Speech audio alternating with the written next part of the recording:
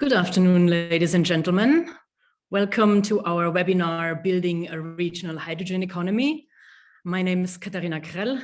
I'm a thematic expert for low carbon economy at the Interreg Europe Policy Learning Platform, and I will moderate the webinar this afternoon. My colleague Simon Hunkin, also thematic expert, is going to be our rapporteur, and he will man the chat and report your questions to the audience. And my colleague Lotte van Meel is responsible for the technicalities. So I take it you're all familiar with Zoom by now. This version of Zoom mutes all participants automatically. You can interact with us via the chat. There's also the Q&A function, but may I ask you to only use the chat to post your questions and comments so that we don't have to look for your comments in different places. My colleague Simon is going to monitor the chat and report your questions to our speakers. Our event is recorded as usual, and recordings are put online and emailed to you automatically along with the key lessons of today's event. So let's go into the topic. The topic seems to be of high interest to regional and local policymakers because we have very high registration numbers. So this webinar is going to introduce the EU strategy on hydrogen and feature 3 regions and their strategies and activities to build a regional hydrogen economy. And it is my pleasure to introduce a very distinguished panel of 5 speakers. And I may ask you to turn on your cameras so that I can present you to the audience.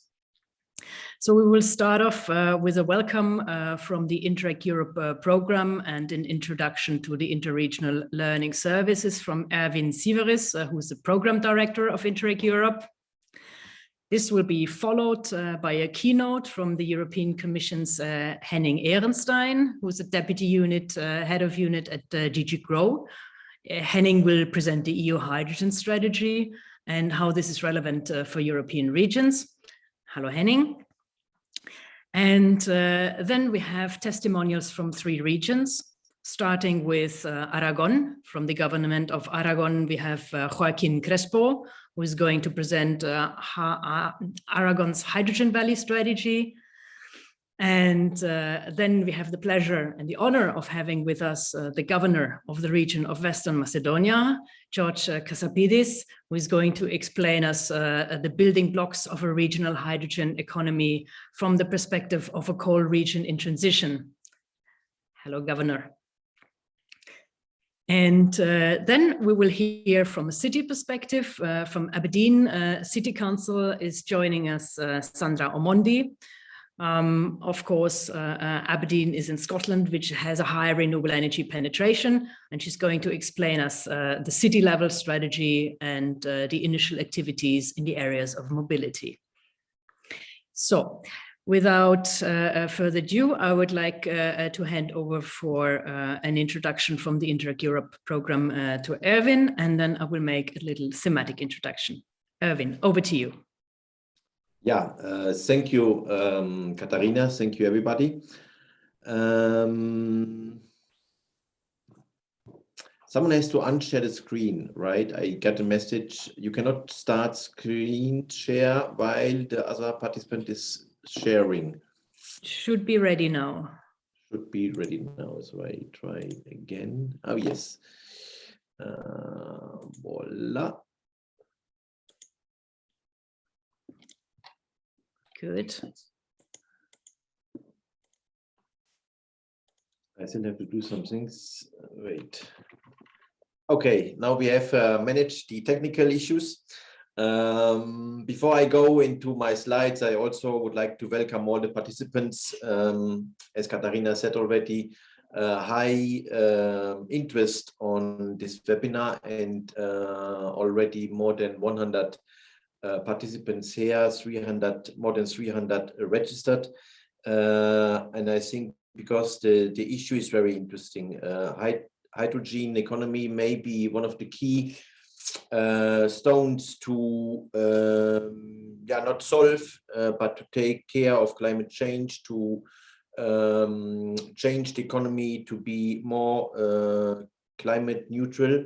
So I think this also explains the high interest, and that's the reason why also we would like to offer this webinar to the regions in Europe because it's important. And as I said, it may be a key instrument to deal with the challenges we face already, but even more in the coming years. I also would like to thank you, all the participants, the keynote speakers. Katharina mentioned them already. Henning from the DG Growth, then the practitioners, the practice people, Joachim, the Governor George, and also Sandra from Aberdeen. Thank you very much for participating and giving first testimony how the regions deal, what other regions can learn from your experience. So let me do quickly explain a little bit what the program is about, what the platform is doing, and then I pass back the floor to Katharina. So the key features of the program: we are a policy learning program. We are here, we always say we are a program for the regions, but also a program by the regions. The support, the input from the regions, the good examples which the regions have implemented are shared with other regions in Europe. We have a budget. This is the EU program, which started just last year, 21. We are in 22. We opened the call soon coming in a few weeks. A budget you see almost 380 million euros. We deal in 6 topics, and the program area is all Europe plus Norway plus Switzerland. Third countries can participate, and here I mention especially if a region from the UK is interested in participating also in the future call, they can participate as a third country, meaning, however, that they have to come with own funds. Still, I believe that the experience the Interreg Europe program offers also for regions in the UK may be still interesting to join also a project in the future. I mentioned already the objective. We have the aim to improve regional development policy instruments via the exchange of experience with policymakers, which regions in Europe. We want to include the policymakers because we want to change also the policy. We want to improve the policies. We do not exchange for exchange, but we require that what the regions learn from other regions is then also implemented. That's the reason why we take so much care that we have in the projects, but also in events like this today, that we have the policymakers in. Policymakers are the ones who change the policy in the regions to improve for the better. Here you see the topics we are dealing in. We are dealing in the future program in principle with all topics. However, the partner states said, let's focus a little bit on smart, green topics and to a certain extent also to social topics. 80% of the funds should go in these 3 areas as they are indicated here. However, regions can also come with all other topics. There's only less money available. It's not put in stone to say it like this. The partner state said, let's earmark 80%. Let's aim to 80%. If there are good proposals, however, coming from the other 20% of the thematic areas, I'm sure the member states will not reject them. We have 2 pillars of activities. One are the projects, the traditional way, the Interreg programs and many ERDF programs are working.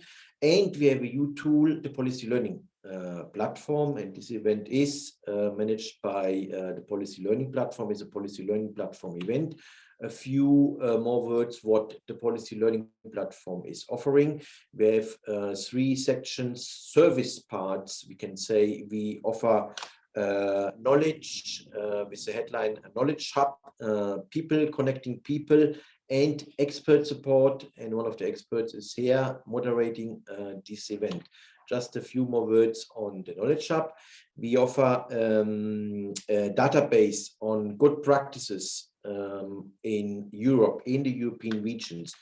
The information we gather from the projects, from the about 260 projects that we had in the program period 2020, no, not 2020, in the previous period, are analyzed by the thematic experts, are benchmarked, and the good practices which are regarded as interesting for all Europe are put into the database of the good practices. Then the thematic experts do further analysis, publishing policy briefs, news and other publications which are provided to everyone who is interested. Then concerning the people-to-people, we have a community of more than 25,000 practitioners, meaning regional decision makers, people working in the regions, regional policy, which are all somehow accessible via the policy learning platform. We offering networking and policy learning events, and the webinar is part of this policy networking and policy learning event. So this is a part of the service we offer. And then coming to the dedicated expert support, here we offer peer reviews, matchmaking session. And just to say in a nutshell, if a region has to solve a problem, very concrete problem, our experts, together with the team we have in Lille at the policy learning platform, we look which region in Europe can offer a solution or has experienced the same problem and managed to overcome certain obstacles. Then these experts will organize a peer review, for example, 2 days peer review with a couple of regions in Europe. And these regions will work together, identifying the problems, sharing their solutions in the different regions in Europe, and ending with a kind of action plan how the region concerned can overcome the problems. A matchmaking session is a much shorter session, about 2-3 hours, where there is a first exchange, get to know regions who are facing similar problems. At the bottom of the page here is a call to apply for matchmaking. If you are interested to use the service of the matchmaking, you can apply via our website. There are no calls with a time limit. There's a constant call open, constant possibility to apply, submit your proposal, discuss with our team, and then we will organize a matchmaking or a peer review. I think that is it already, Katharina. I also want to thank you, Katharina, for your preparation work and your team behind you. And I wish all of you a very successful webinar on this very important topic. Thank you very much. Thank you very much, Erwin. I think this has been very clear so far. I see no questions. We have already over 175 participants. And so let's move into the topic of today, hydrogen.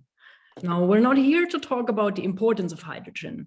Let's just say that we start from the assumption that hydrogen has an important role to play for the deep decarbonization of our society. What makes hydrogen so interesting are probably 4 things. It has a very high energy density. It can be stored. It can store renewable energies, especially the fluctuating ones, wind and solar, and it can be transported over long distances in pipelines that are now currently used for gas, for instance. So these are highly attractive features that are complementary with a high renewable energy penetration of our energy system. And that's why I guess we have today a European hydrogen strategy. Now, those of you who are a little older will remember that there have been several hydrogen hypes over the last decades, and these usually resulted in increased research activities. But this time there seems to be a tipping point reached. We see early movers making very significant pledges to invest in large demonstration projects around hydrogen. Though the time seems ripe, and therefore it's time for regional and local authorities to understand what is going on and to decide what is best for their territory and how they can get ready for this new energy carrier. Now, especially territories that have ambitious renewable energy strategies or abundant renewable energy sources should pay attention. So let's hear from Henning Ehrenstein what the Commission's hydrogen strategy is about and what it means for European regions. Henning, over to you. Thank you very much, Katharina. I hope you can all hear me well. It's a pleasure to be exchanging with so many of you here today on the subject of hydrogen, and thanks to the Interreg colleagues for having organized this. So a couple of points from my side, starting with the presentation briefly of the hydrogen strategy on the next slide, please. The hydrogen strategy was set out by the Commission with quite ambitious targets to deploy hydrogen on a large scale. This against the background that, as Katharina said, a lot of research has gone into hydrogen over past decades, often publicly funded. And we are really at the moment now where on the back of that research, we have a lot of companies in the EU, in Europe, that are ready to deploy hydrogen on a market scale. So we are ready to move from lab scale to market scale.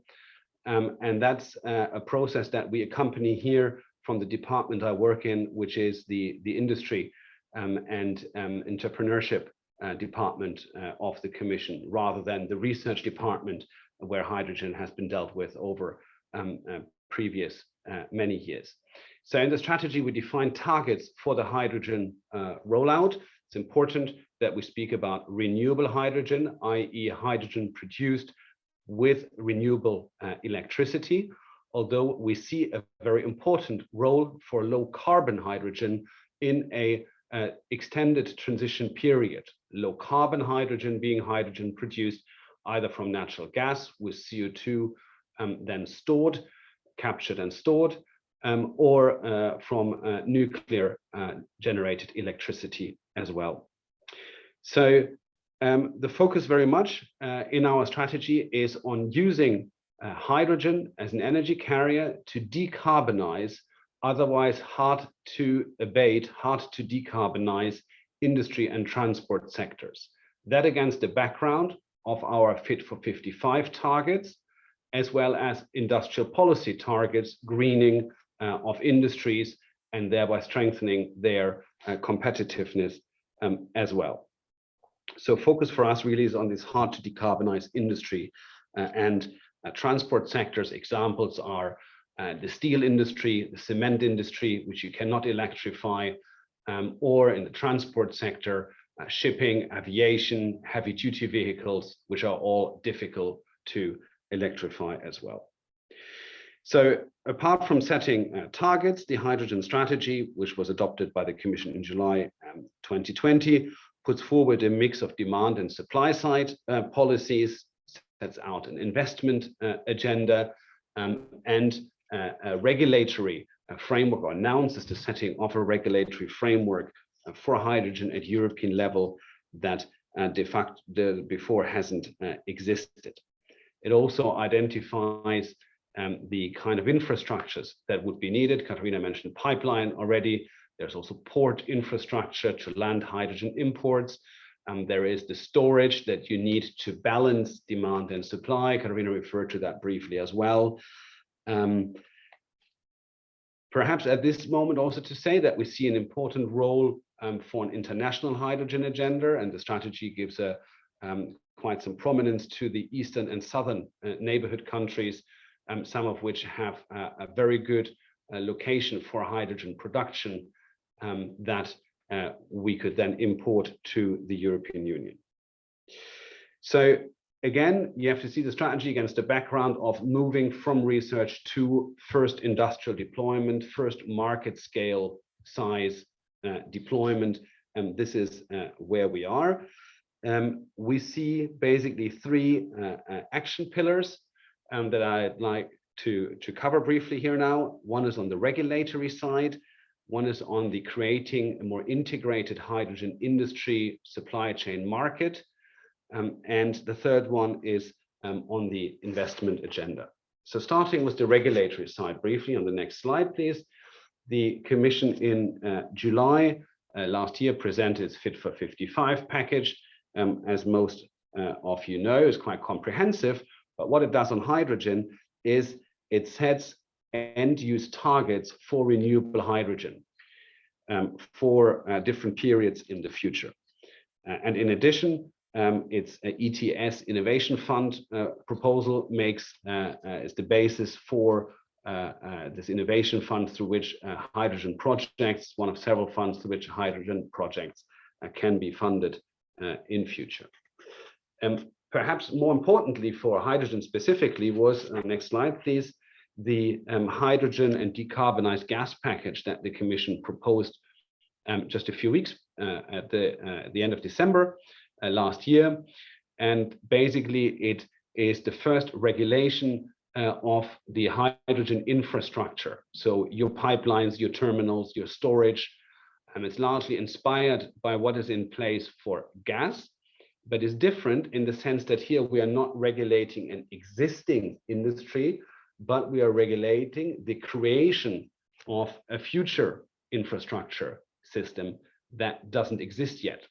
So a lot of emphasis goes on the one hand into the classical policies to avoid natural monopolies, but more specifically into encouraging investments into this infrastructure through, for example, tariff discounts or cross-financing possibilities for infrastructure operators to use some of the proceeds earned with their gas network to invest into a hydrogen network subject to conditions. Importantly, the package defines low carbon hydrogen, for example, and many other definitions, and provides for a certification mechanism so that you can trade renewable and low carbon hydrogen. What is outstanding still on the regulatory side after the Fit for 55 package and this hydrogen decarbonized gas package is a number of very important implementing acts. For example, one that is much debated in Brussels at the moment on the conditions under which electrolyzers, so the machines that produce clean hydrogen or low carbon hydrogen from electricity, under the conditions these installations can obtain access to, for example, renewable electricity. And that defines the business case for renewable hydrogen production. So the regulatory framework is not yet complete. And of course, this package, for example, is just a Commission proposal. But the main message, I think, is clearly we are working on creating that regulatory framework with the objective in mind to facilitate the upscaling and deployment of hydrogen. That's the overall objective here. Henning, 5 more minutes. Very good. So then on the hydrogen, creating a hydrogen industry and hydrogen integrated markets. The next slide, please. We have created the European Clean Hydrogen Alliance, which brings together the European hydrogen communities, about 1,700 members, about 100 of which are authorities. And we're organizing essentially matchmaking and other thematic events around which stakeholders can come together and thereby facilitate cooperation between them. The Alliance also identified what the barriers are to the deployment of hydrogen, and that's quite an interesting reading because some of them, of course, refer to what happens at member states level and at times also at regional level. One key example, I think, here are permitting procedures that are often, of course, carried out and processed by authorities at regional and local level and can be very lengthy and therefore provide a barrier to the rollout of hydrogen. The Alliance also, next slide please, presented a project pipeline, which basically are projects we collected from all these Alliance members, screened against a number of criteria. It's a public database on which you find a number of information points. You have the link here, so you can look for your region what projects there are, or you can look by project type or by company or whatever, what projects exist. These are all projects, next slide please, that European stakeholders are preparing to roll out and have operational before 2030. And here you can see, just as an example, some of the regions where you see a particularly high number of projects which span all member states bar Ireland and Lithuania. And on the next slide, you have an idea for the different categories these projects are in. And it's just to show that we have everything from hydrogen production to storage to application in different industry and mobility sectors. There's a much more detailed breakdown you can find when you go into the tool on our webpage. And yes, you can join the Hydrogen Alliance. On our webpage. You find a form to fill in to do so. On the next slide, then, please. Thank you very much.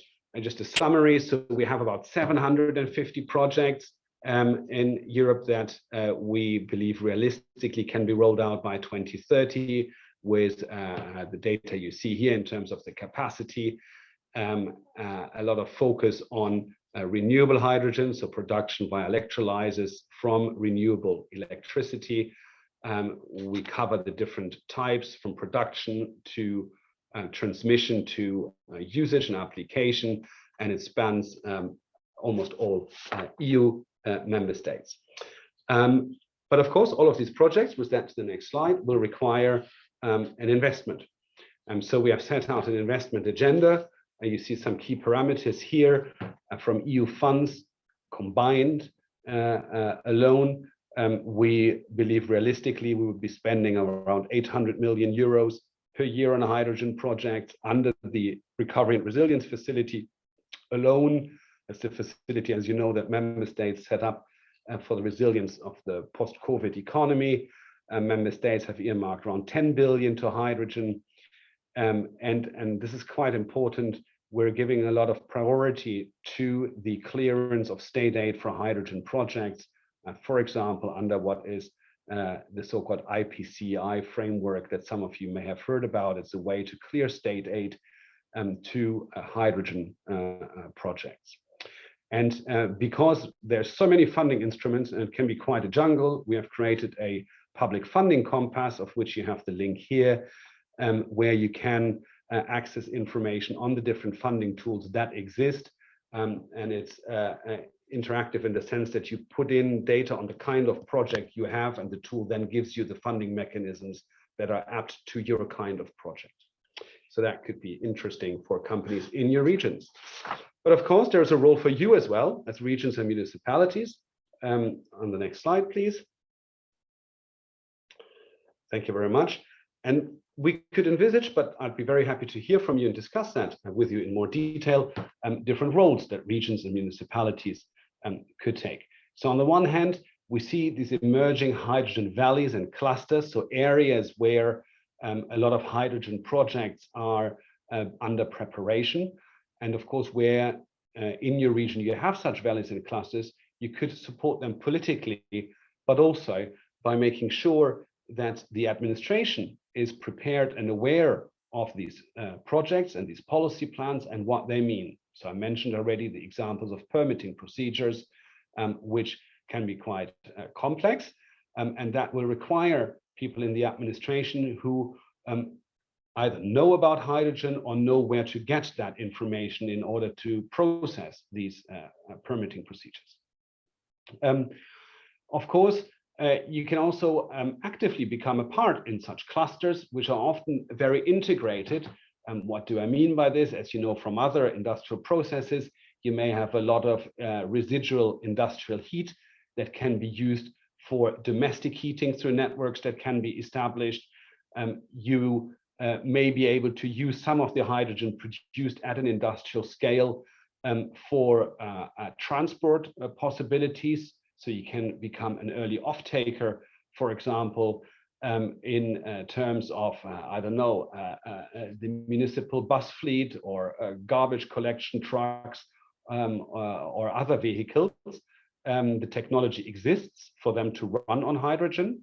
it may not make a lot of financial sense to build a hydrogen filling station in your municipality if there is no link to any other hydrogen network. But if in your regional municipality you already have a hydrogen cluster, you already have industrial production of hydrogen, then it may be an option to explore whether you can use a very small part, because that's all you would need, of that hydrogen for your municipal purposes, such as vehicle fleets or heating. Also important for you to know, and Katharina and others know a lot more about this than I do, that you have different EU and also national funding instruments aimed particularly at projects in regions and municipalities. With this, thank you very much. Happy to take your questions and comments. Thank you very much, Henning. There were a few questions in the chat, and Simon is taking care of them.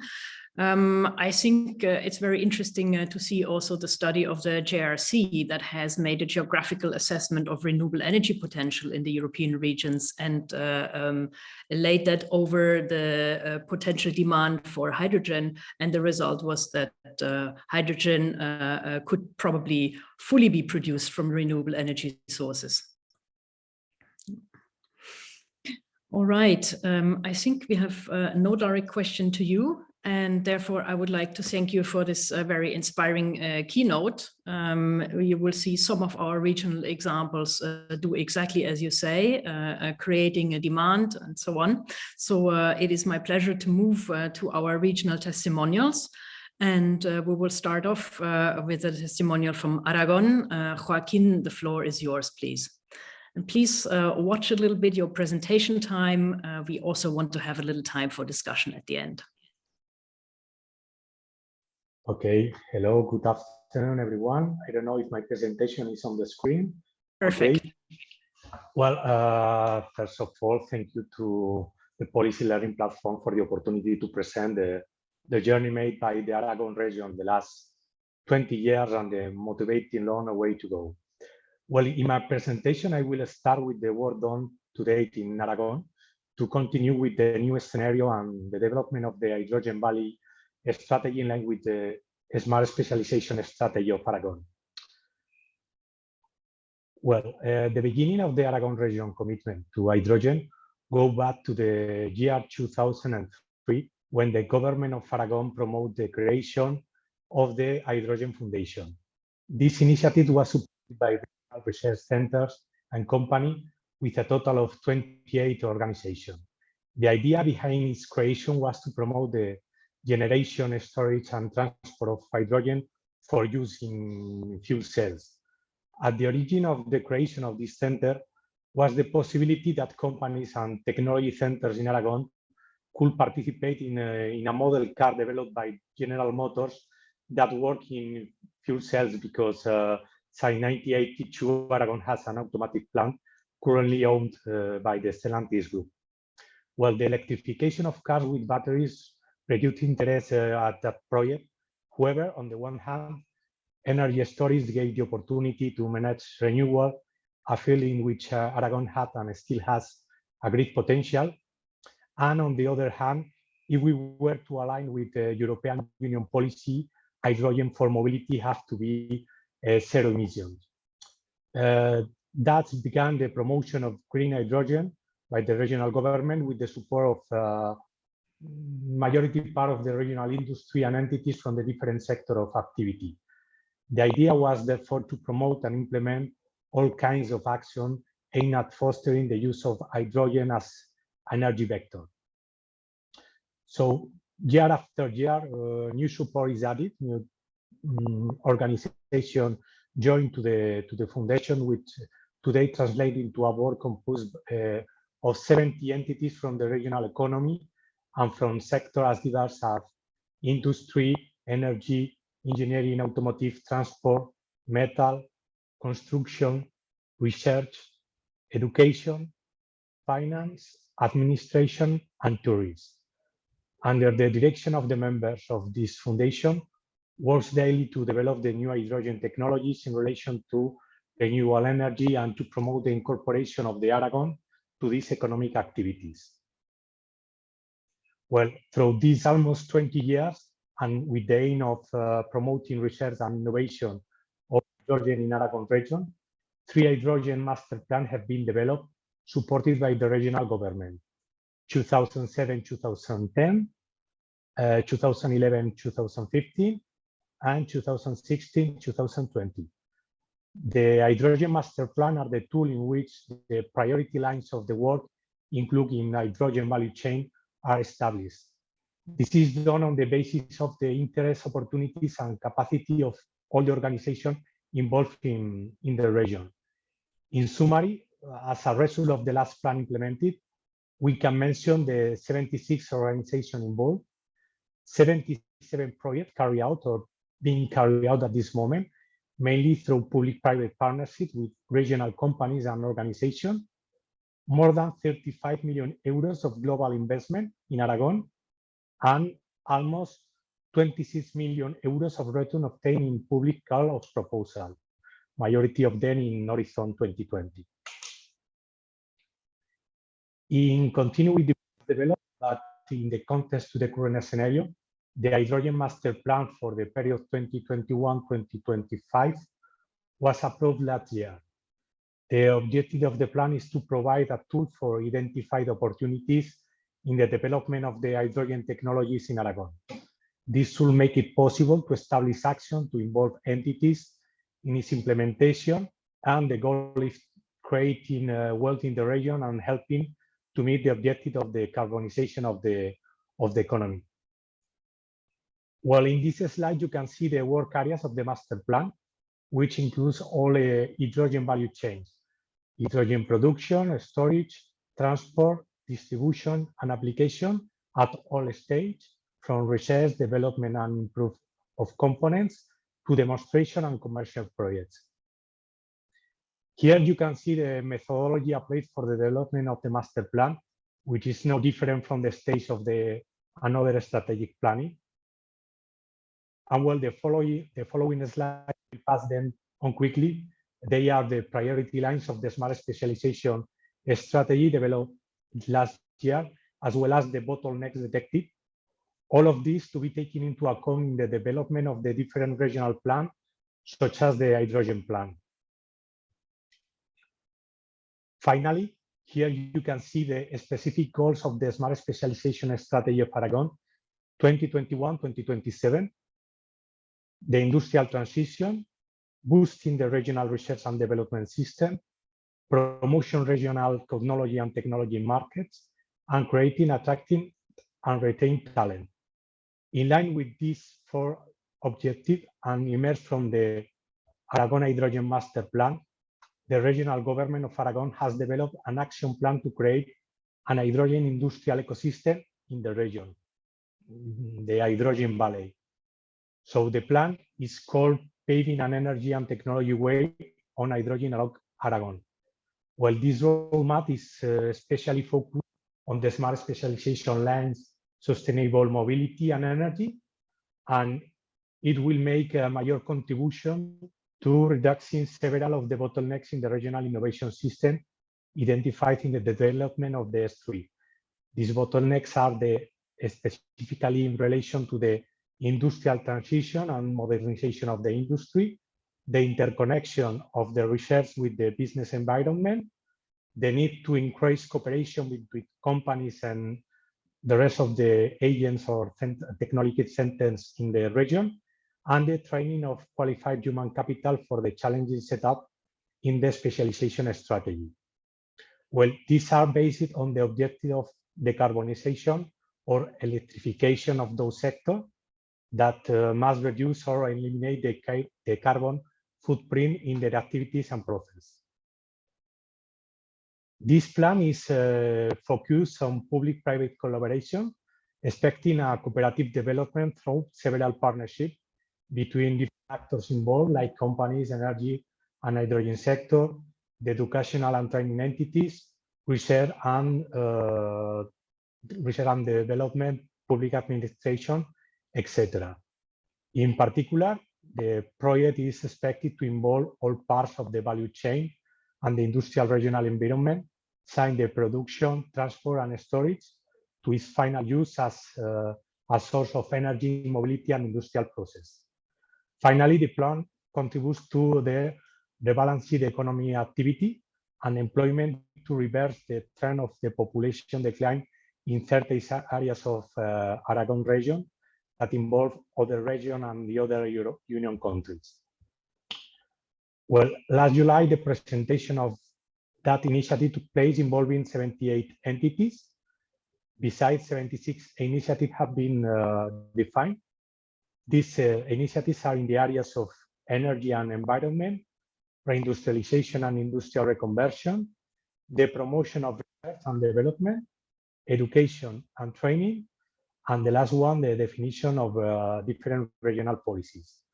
The total budget of this initiative that constitutes the Aragon Hydrogen Valley amounts to 2,354 million euros, with an expected economic impact of the 10,865 million euros over the next 15 years.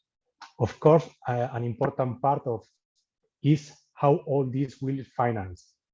Well, among other sources of funding, it will use the European Fund Generation, Connecting Europe, and Horizon Program, of course, the European Regional Development Funds, and the national funds in the framework of the Spanish strategic project for the economic recovery and transformation. There is a line specific for the hydrogen.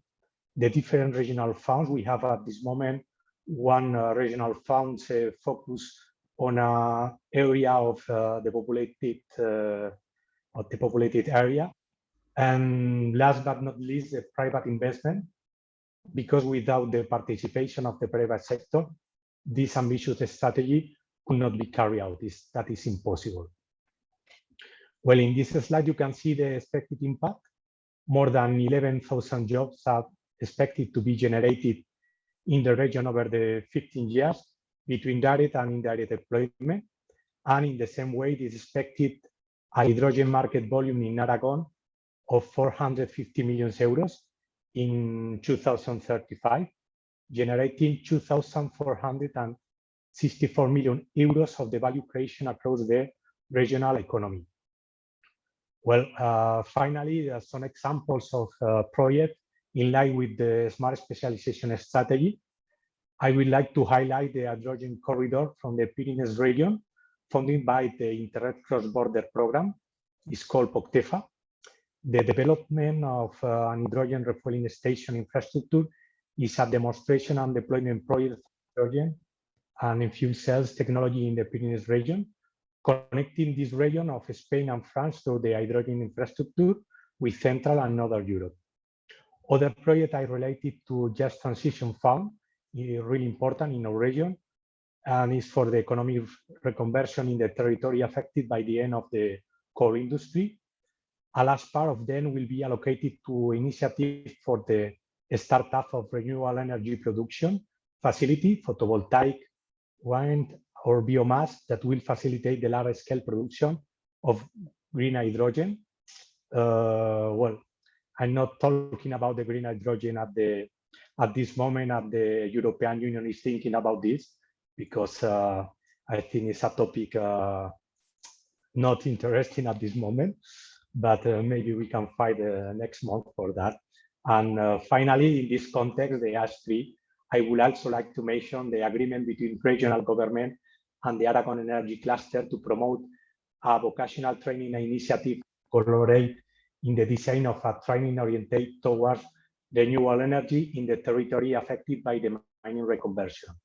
The goal of this training hub is to improve the training and the employability of the inhabitants of this area, promoting a pole of attraction for companies. And well, last but not least, the Smart Highway or Interreg Europe project led by the government of Aragon, which aims to promote the hydrogen electric mobility through the improvement of policy instruments. And after my presentation, I think that Sandra will explain that approach to the hydrogen in Aberdeen. That is the most interesting example of, in my opinion, of Europe. Well, thank you very much for your attention, and I remain at your disposal for any doubts or questions you may have about my regional plan. Thank you very much, Joaquín. You have shown an impressive list of stakeholders, and we see that the regions and territories that are serious about developing hydrogen have all given themselves strategies and have brought together the very large group of stakeholders. And I think what we can also learn from Aragon is the nice integration and the alignment of their hydrogen master plan and the regional specialization strategy, because this allows to align all the relevant budgets and activities and make sure that all the forces are going in the same direction. So thank you very much for your presentation. We have a question from the audience for you. Yep, a two-part question, in fact. So this is coming from Adam, and he's asking, is the action plan available on your website? So I guess, is this a public document that's available? Yeah, for reference? yeah. At this moment, the master plan from the next 5 years is on the website, but at this moment it's in Spanish. So in a couple of weeks, I think it will be translated in English. So I will put after that the link in the chat. So the Hydrogen Valley strategy at this moment is not available either in Spanish or in English, and I think that will be in a couple of months. Okay, thank you. And the second part of Adam's question is, was there a traditional coal sector in your region in response to which a hydrogen transition plan was implemented? Yes, absolutely. Yeah, this is a key point in the development of this strategy, because we have an area, is the province of Teruel, especially is an area that came from the mining activity. So at this moment, this strategy is more than a province, is more than a place of the region. But of course, the most important point is the development of that area with the decarbonization is needed to tackle at this moment. So that's an important point at this moment. Okay, thank you. Thank you very much. Thanks a lot. That makes a good transition to our next speaker, because we have already touched the coal region heritage. Thank you, Joaquín. It is my pleasure to hand over to Governor George Kasapidis from Western Macedonia. Please, the floor is yours.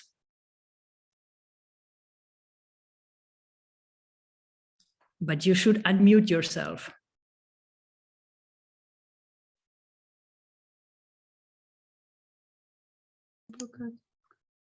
Okay.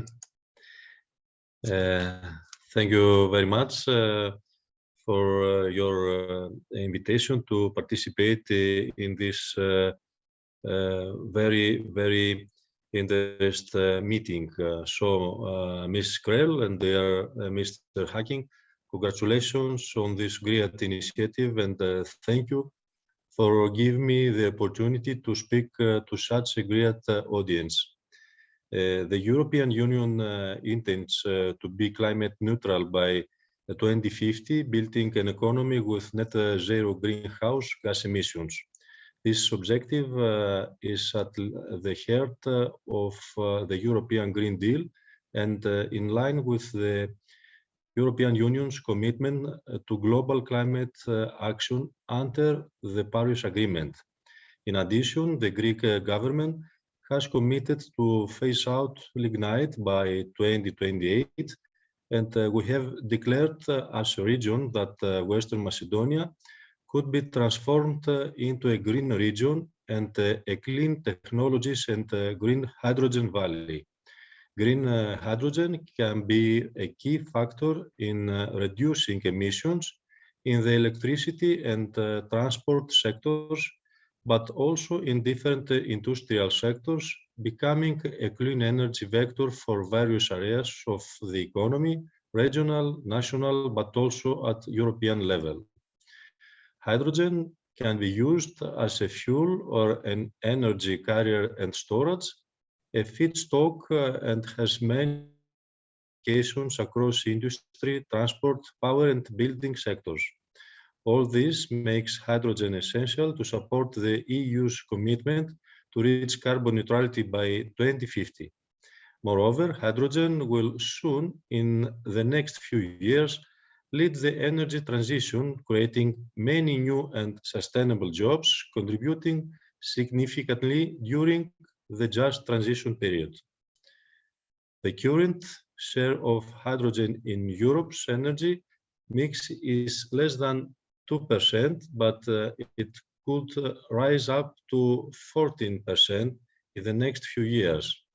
The European Hydrogen Strategy, which is part of the European Green Deal, aims to enable widespread use of hydrogen by 2050.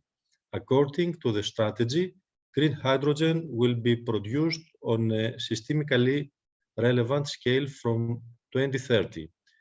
Consequently, investments in green or low-carbon hydrogen will need to increase fast. Greece, and specifically the region of Western Macedonia, is a region undergoing a vast transition from a lignite economy to a different and greener economic model. Aragon aims at Western Macedonia, remaining the energy heart of Greece and filling all the gaps being created by the shutting down of power plants. This project is a lighthouse pioneering one, tackling an aspiring vision, such as the integration of gigawatt-scale variable renewable energy electricity in the Southeast European energy system, connecting electrolysis and high-temperature fuel cells with energy storage, electricity grid stabilization, and district heating locally. Hydrogen and natural gas blending for pipeline transportation, as well as large industrial hydrogen use in a cohesion first-of-a-kind hydrogen hub.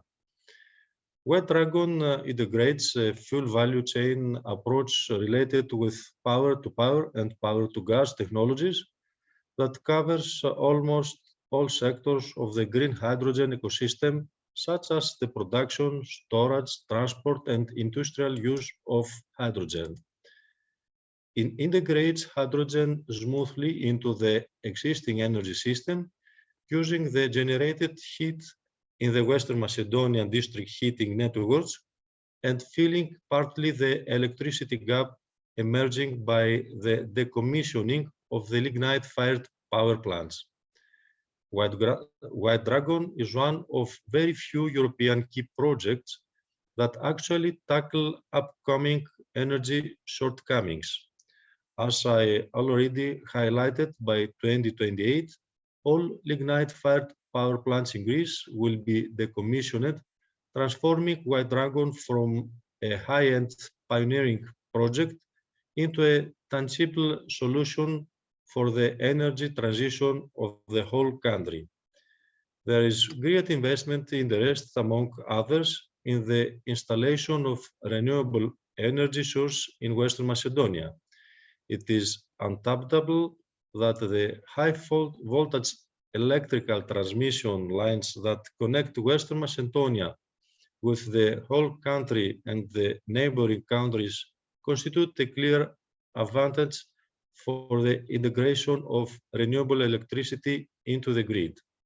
Moreover, through Aragon, the excess or low-cost renewable electricity will be used for the production of green hydrogen through electrolysis, which will in turn serve as a storage medium.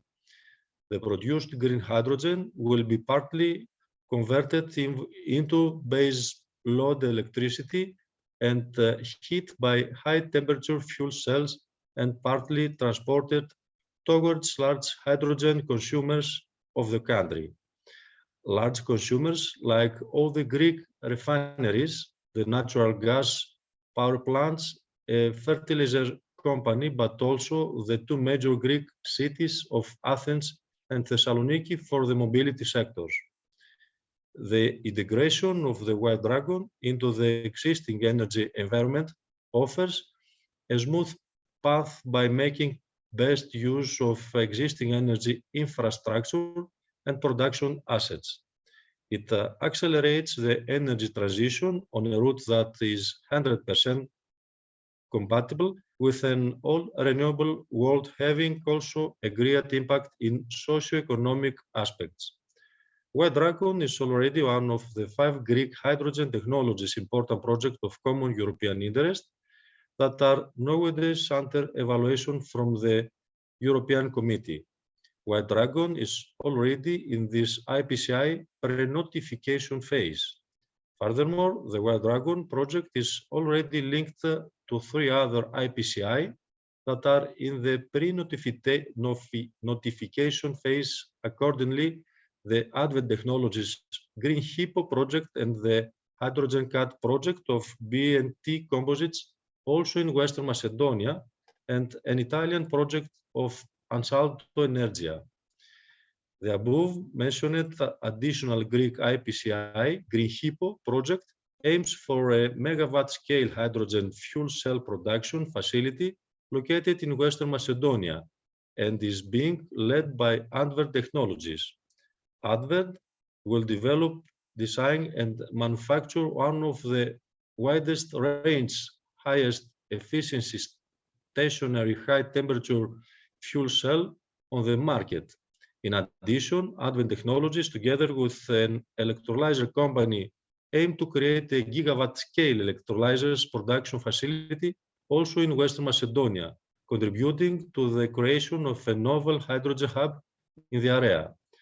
The second Greek IPCI Hydrogen Cat project of B&T Composites, a Western Macedonia small-medium enterprise, aims to develop optimal light, high-pressure hydrogen storage tanks from carbon fiber reinforced composites for hydrogen storage from a small to large scale. As you can imagine, White Dragon, together with the other affiliated projects, will develop rapidly a new and sustainable economy for Western Macedonia, tackling all the major transition adverse effects and making the region a pioneer in the energy transition through hydrogen all over Europe. This is my presentation, and thank you for your interest. Thank you very much, Mr. Kasapidis. White Dragon and Green Hippo, at least you have a good imagination. I have seen that there is a lot of renewable energy investment going on in Western Macedonia right now. Has the region been proactively using land use planning to allocate more sites for renewable energy production, or how have you got this high increase in investment? What did you do? Yes, we're planning a new plan about the development of this technology based on the land of the mining. Here we have the greatest mining in Greece, and maybe one of the most bigger mine in Europe. So the new land from the end of the mines, we want to use to develop all the system for the new technologies, the green technologies, and to produce finally to produce green hydrogen. Thank you. And you're also facing quite heavy socio-economic disruptions due to the very near closing of all the mining and coal production activities. Have you thought about training and requalifying the workforce so that they can benefit and not just lose out? Yes, we have the plan to reskill all the people that they work in this economy based on lignite at the near few years, because we have the threat we're afraid that we will lose about 20,000 jobs in the near 5 years at the future. So we are preparing now to begin all this training for these people. So I believe that until 2023, we're ready, and we will have all these people ready for the new jobs on these new technologies. Let's hope that. We're watching Western Macedonia with a lot of interest. I think you are more one of the latecomers compared to Aragon, but you have extremely speeded up over the last years. So very exciting to have your testimony. And Sarah, thank you very much for being with us.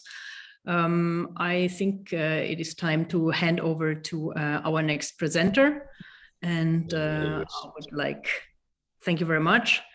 I would like to pass the floor to Sandra Mondi from Aberdeen City Council. The floor is yours, Sandra. Thank you so much.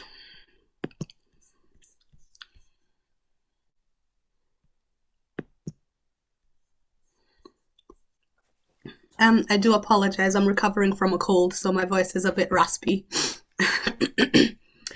So thank you so much for the invitation to speak this afternoon. And I just thought that I'd start out with a few of the projects that are going on in Scotland at the moment. As you can see, there's a big concentration of activity around the northeast of Scotland, which is where Aberdeen is.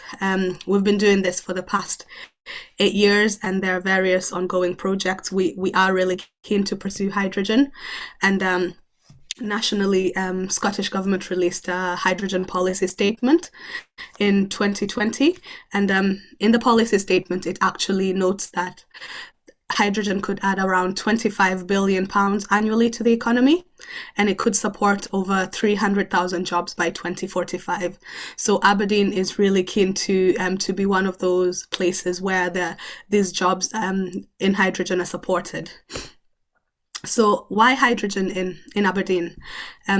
We've been having oil in the city for the past 5 decades, and so we've been aspiring to become as low carbon as possible in line with various targets.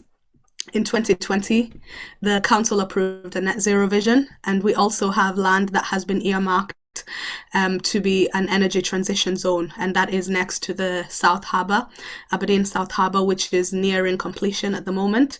And this energy transition zone will be for renewable activities. So the first reason is that we are already focused on energy as a city. And then secondly, we also have capacity for renewable energy generation around the region. We've got 2 large-scale wind developments off of Aberdeen, so we could capitalize on this for hydrogen production. And then finally, we also have the existing North Sea workforce, so existing expertise in oil and gas. We believe that there is an opportunity for these skills to be transferable to renewables, especially as energy transition is the main topic of discussion. So we have a hydrogen strategy, and this was published in 2015. It was actually written as part of an Interreg North Sea region project, High-Track 1, and that's where the funding for this, for the action plan and the strategy came from. The strategy has 7 objectives, ranging from hydrogen vehicle deployments, looking at renewable hydrogen as well, refueling infrastructure. I'll go on to talk about the type of refueling infrastructure that we have, and then also non-transport applications. So in the middle picture there, you'll see the top middle picture, that's our exhibition center, and it currently has 3 fuel cells that power the exhibition center, and also 2 hotels that are on site. And then this hydrogen strategy also focuses on education and communication, and development of the supply chain and training, and policy and regulation.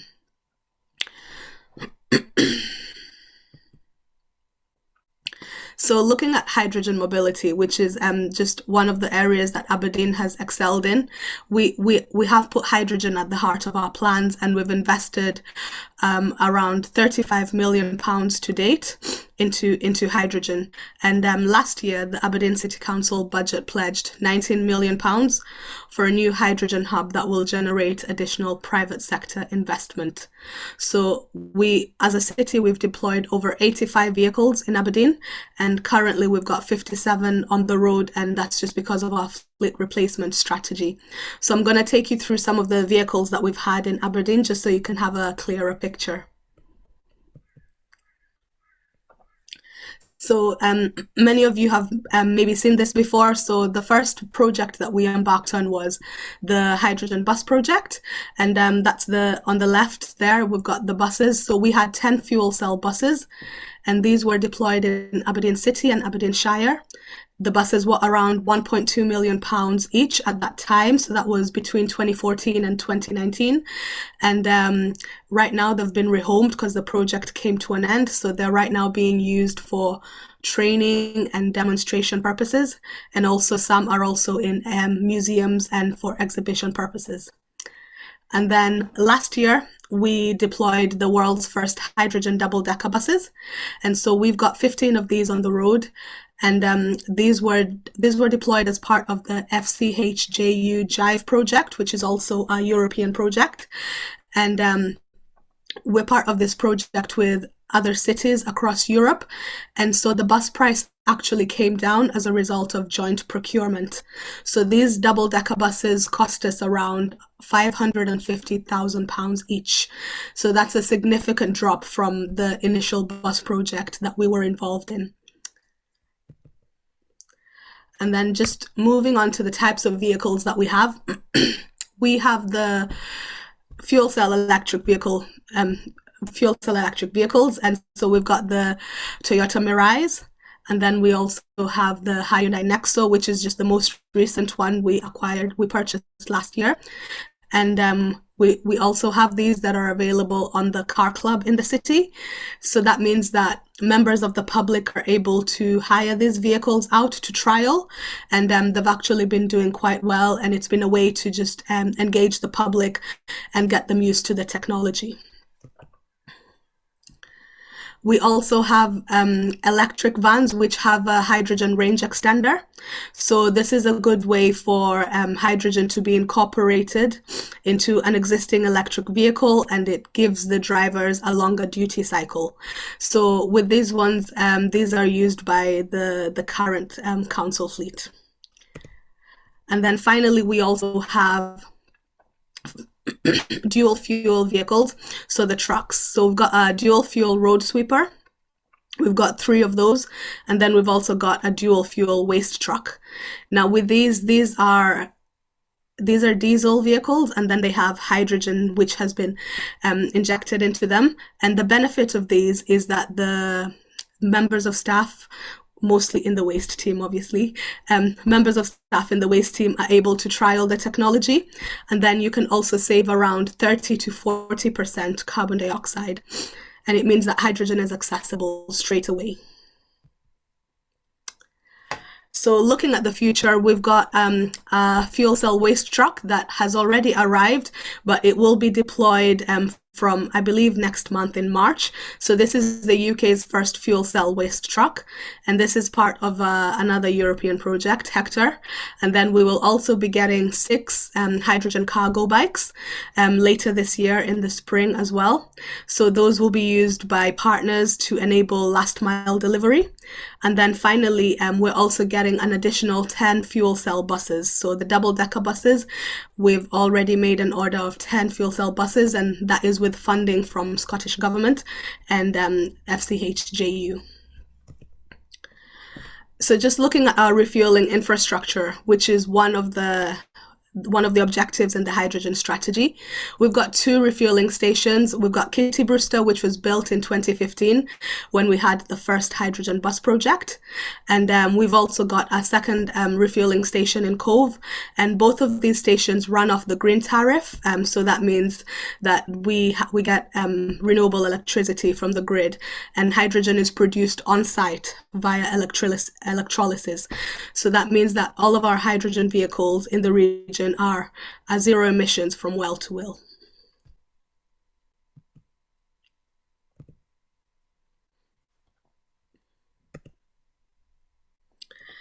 So on our hydrogen journey so far, we've learned several lessons, and the most important one has been that price per kilo is the key to key to unlocking the market.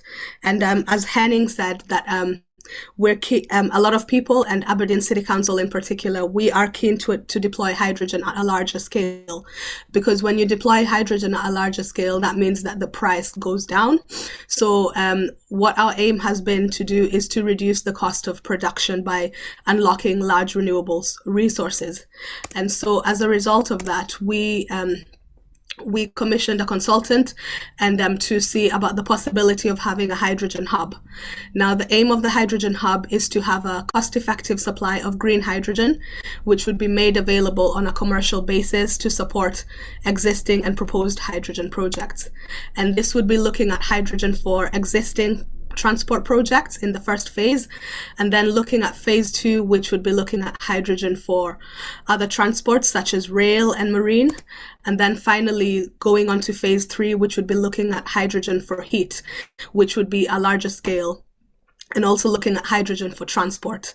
So with that, we undertook market engagement, and last year we went out for a tender looking for a joint venture partner to help us take this forward. So we went through a process of negotiation with bidders, and a preferred bidder was announced last year at COP26 in October. And with that, last week, Aberdeen City Council announced that BP is the joint venture company that will help us to develop, design, and deliver the hub. And this will position Aberdeen as as a UK leader in the production of green hydrogen. So our ambition is to become an exporter of renewable and green hydrogen, whilst ensuring that the existing population is equipped with the skills and expertise for the next cycle. There are opportunities right now for the supply chain, looking at hydrogen equipment and vehicles for the public and the private sector. And also there's opportunities for collaboration and learning, and especially when we're looking at the future phases of heat, rail, export, and potentially offshore wind connections. So I thought that I'd finish off with just, because we started with Scotland, looking at the existing projects in Scotland. So I thought that I would also just end it with the existing projects around the northeast of Scotland, current and future energy transition projects. So you can see that there is quite a lot going on in the region. And just to finalize with a quote from our hydrogen champion, Councillor Philip Bell. Thank you so much for the opportunity to present, and I'm happy to take any questions you have.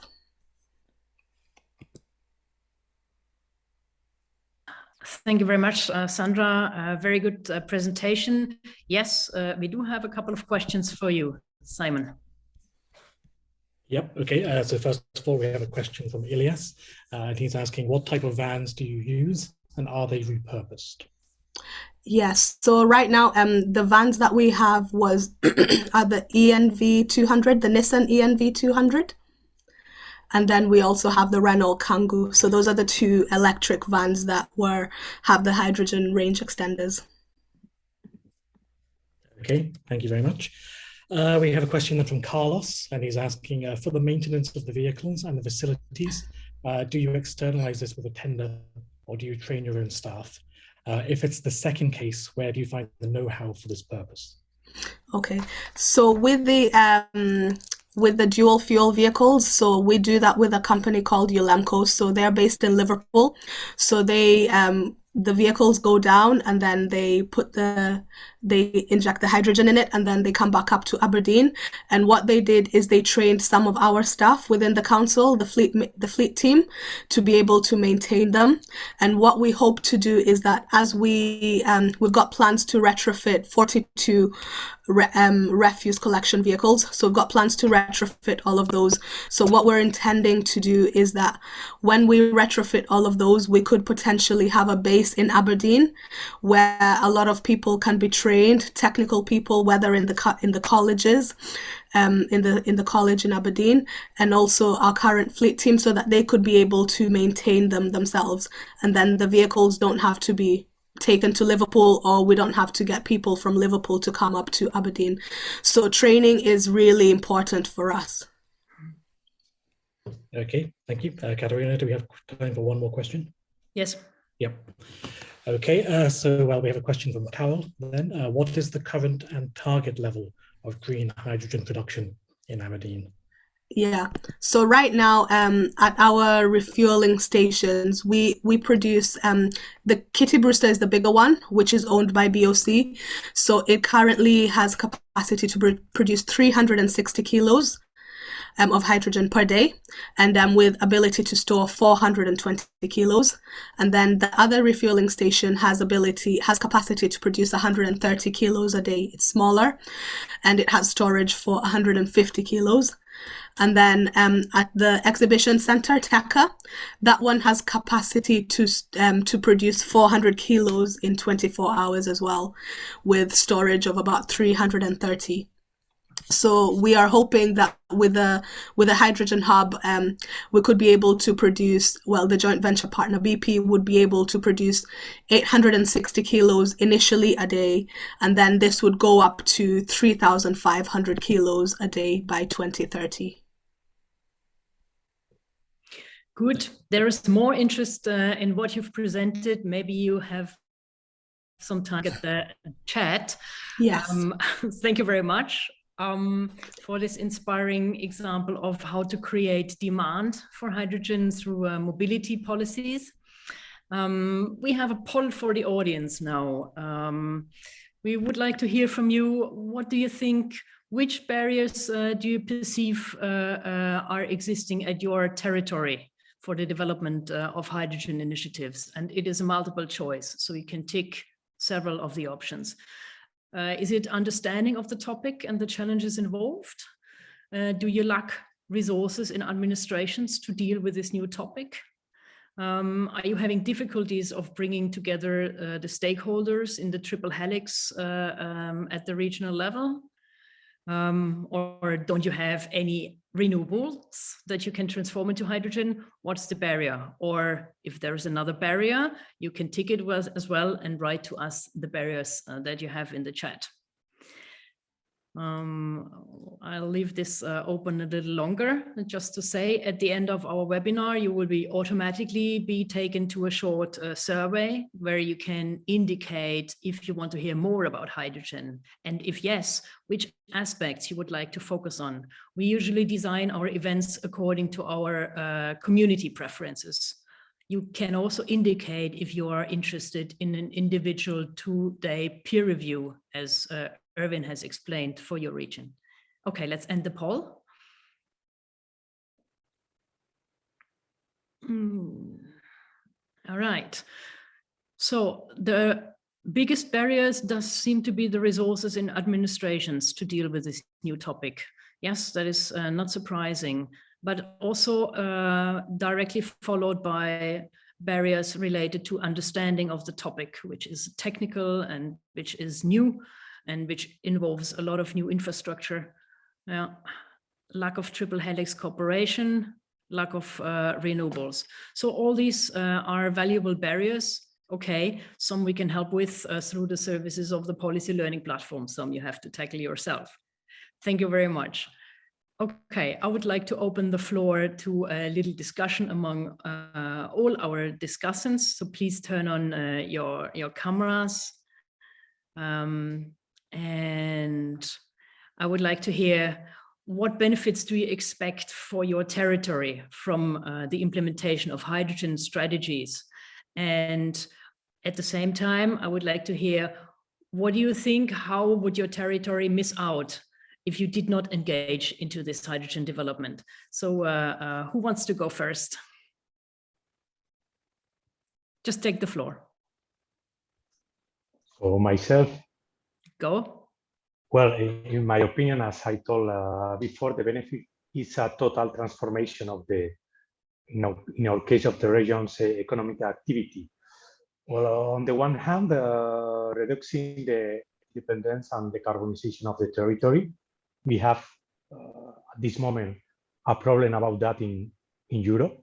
So I think all of you, we know what's happening if we depend of the other countries. And on the other hand, we facilitate the industrial transition and the creation of the new economic activities with a higher added value. And in our case, we fight against one of the biggest problems that we have, that is the population and aging of the rural areas, where it's really difficult to attract companies, but there is a great opportunity due to their characteristic of being able to establish energy production facility that will facilitate the production of, in this case, the green hydrogen. So the benefit is a total transformation of the region's economic activity, but for this to happen, all the value chains has to be covered. So, and of course, there must be a compromise between all parties, public and private. If not, it's impossible. And regarding to the second question, in my personal opinion, I repeat this, is my personal opinion. It's not the opinion of the government, but if this plan does not work, and given the current situation of the populated and aging areas of Aragon and other parts of Europe, maybe, we will end up with a demographic desert outside of the urban centers. So, of course, with our activity, I think it's hard to know that, but in this territory, we don't have more time to do anything. So, in our case, in the case of Aragon, we can have an economy based on service in the urban center of my city of Zaragoza, and maybe we can have a tourist area, of course, in the Pyrenees, but in relation with the industry, in relation with the production, we will have a desert in the rest of the region. So that is my point of view. That is my vision of the situation. Okay, so very important impact, both on the positive and negative if missing out. Okay. Yes, of course. Next one.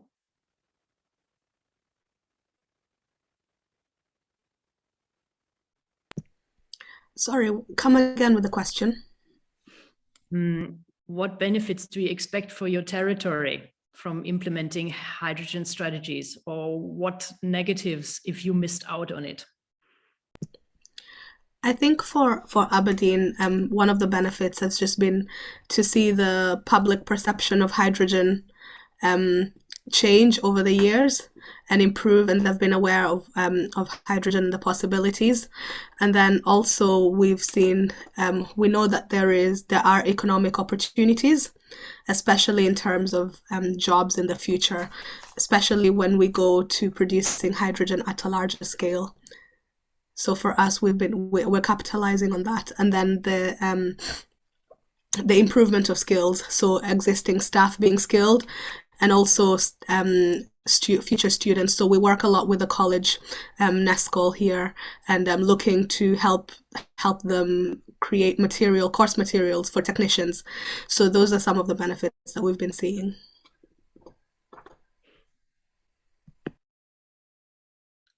How about the governor? May I take the floor?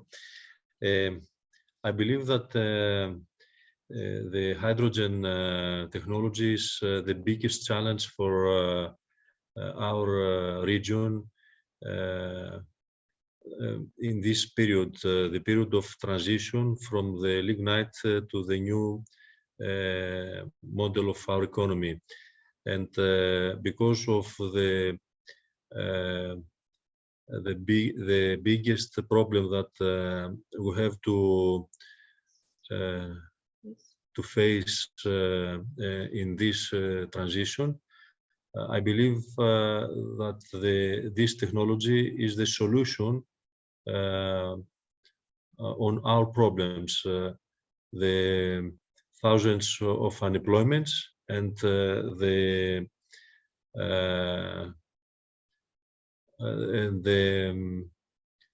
lot of income that we will lose per year, about 1.5 billion per year.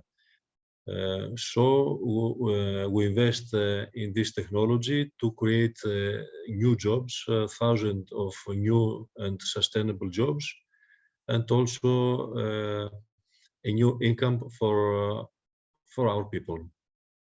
And if we don't participate in this technology, all this we will lose finally. Absolutely. Thank you, George.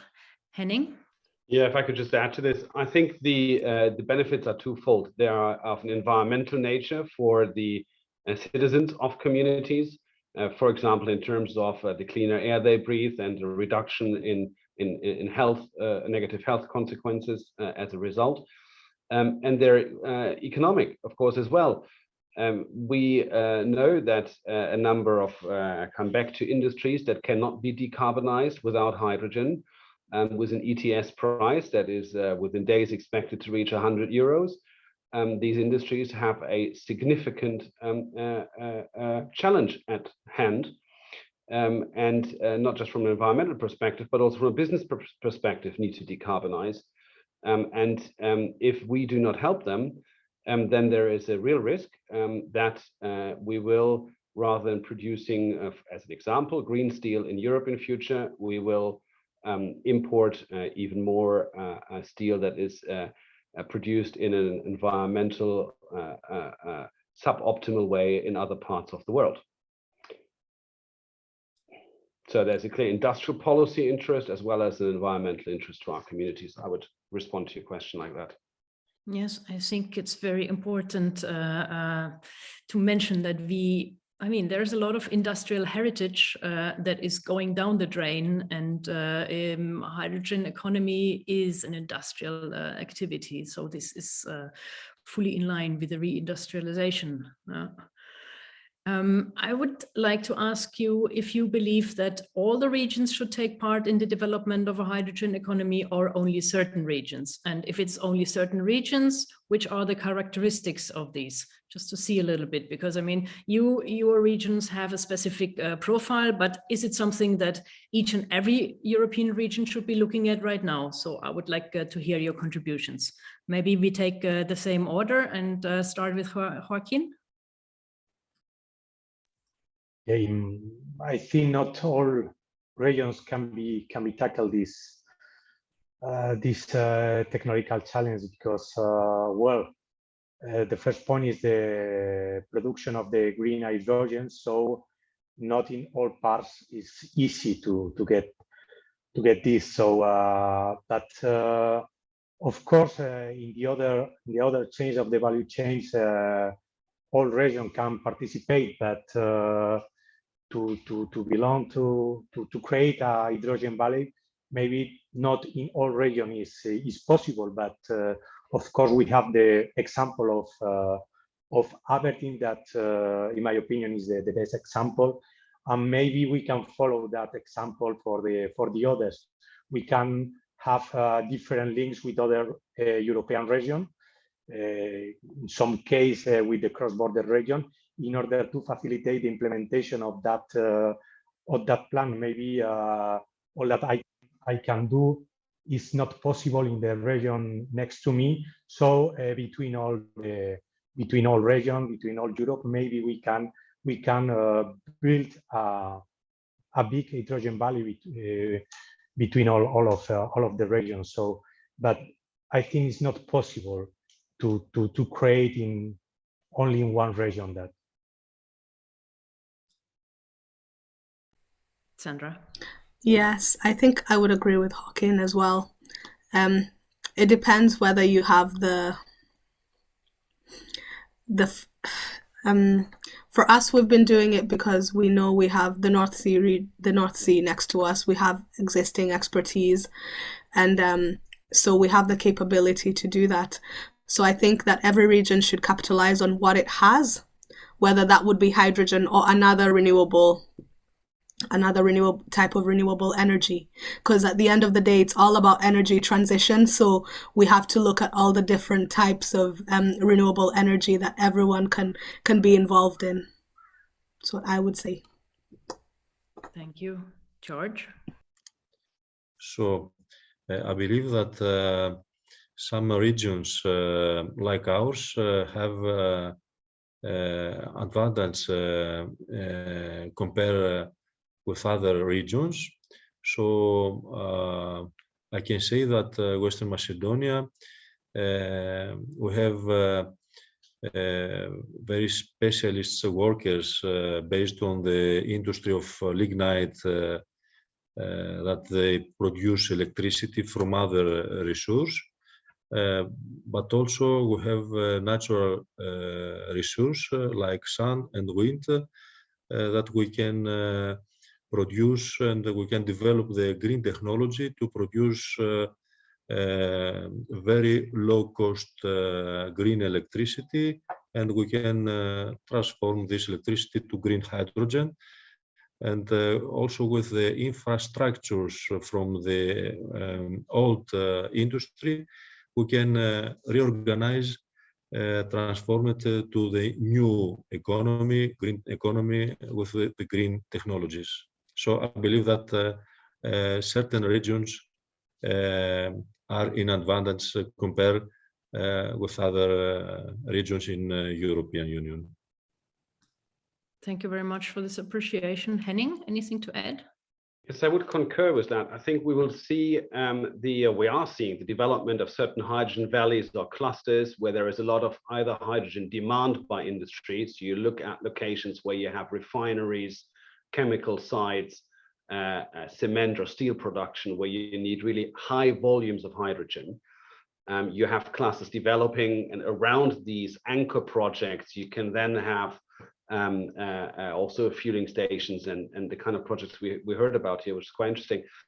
And you have regions which have very good locations for hydrogen production because they have the wind and the solar, and where this is an advantage they can use to attract investments, not just for the production but also on the offtake side. So we see, if you want, certain locations prone, especially for the early stage deployment of hydrogen over the next 10 to 15 years. Thank you very much. We have exhausted the time of our webinar, and nevertheless, I would like to give our speakers the possibility to say in just one sentence, so please be brief each, and sum up your takeaways, the lessons for regional and local policymakers from this event, please. And let's go in the same order for ease of things. Joaquín.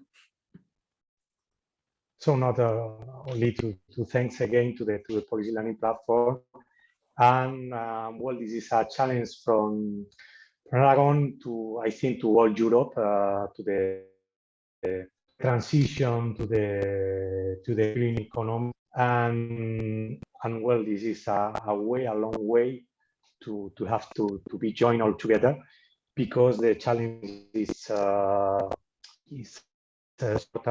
the transition of all economy. So I would like to thanks again, and of course to the people who has any question about my presentation or the situation of the Aragon economy regarding to the hydrogen. So I'm open, and in the presentation, I imagine that you will send all the presentation to the participant. You can find there my mail and my contact details. So thank you very much. Thank you, Joaquín. Sandra. Thank you so much as well for the opportunity to speak this afternoon. My takeaway from today would be that hydrogen is there. Hydrogen is here, and it's available for different regions to be involved in, and everyone can partake in the energy transition in some way or another, whether it's at the beginning of the supply chain or in the middle or at the end. So my takeaway is that hydrogen is here and it's available for everyone to partake in. Thank you very much. George? I believe that hydrogen policy must be implemented also in Greece and in all of the countries of European Union. And also I believe that the role of regions is very important to enforce this implementation of the countries, and maybe some countries are delay in this scope. I believe that the regions could be enforced this direction, in this direction. A strong role for the regions. Yes, I agree. Thank you. Henning? I think it's very inspiring, and to see what, with some energy and creativity, what contribution and difference can be made at regional and local level. From the examples we saw here today. I mean, we in Brussels, we can sort of make big strategies and big plans, but in the end of the day, it will depend on the people on the ground that you are to make it work. So yeah, thanks a lot for that. Thanks a lot to all of you. Thank you for the high-level participation. Special thanks to Governor Kasapidis, Henning from the European Commission, Erwin for being there on a high level from the Interreg Europe side, Joaquín and Sandra from the regional and the local authorities. You've really made the webinar an added value for our participants. We will follow up on all the questions that have not been answered and get back to those who have asked them in the chat. The recordings will be available soon. And don't forget to indicate in the follow-up survey if you want to hear more on hydrogen, and if so, about what, so we can tailor our next events to your needs. Our next events are a Policy Learning Week in March, 14th to 18th of March, which will be full of topics from research to innovation to SME policy to low carbon economy and environment and resource efficiency. Our team, the low carbon economy team, will host an event on energy poverty, so another hot potato, so as to say. So stay tuned, registrations are open very soon. With that, I would like to conclude and wish you all an excellent afternoon and good luck for the energy transition. Bye.